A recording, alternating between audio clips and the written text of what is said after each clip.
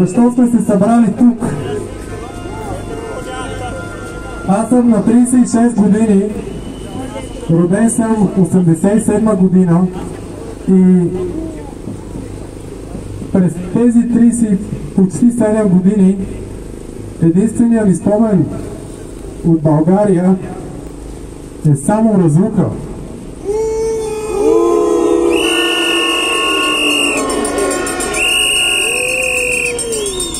Израснал съм в Северозапада и като бяхме малки се събирахме много деца и играехме заедно. В момента там е пустиня. Пустиня е на още стотици български села, в тях общините, които уж ги обгрижват и няма лъч надежда, че нещо ще се промени.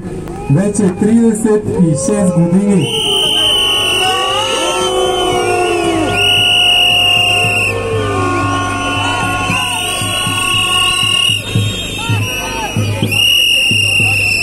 Преди 6 години се запознах с един човек,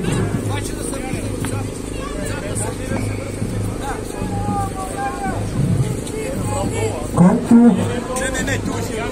ме пусна в дома си без да ме знае кой съм, какво съм, какъв съм бил преди, с какво съм се занимавал и ми каза,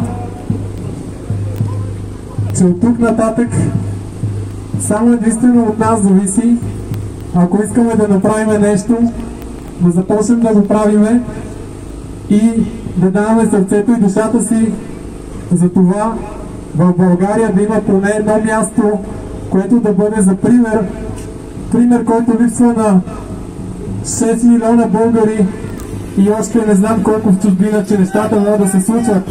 Този човек се казва Ивелин Михайлов.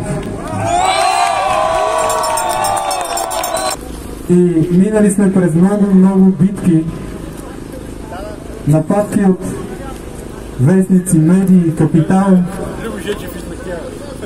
опити за шантаж, манипулация, изнудване от внутри варненски перки и какво ли още не, докато стигнем до тази битка, която е най-голямата в живота ни до сега. И затова ви благодаря, че сте тук.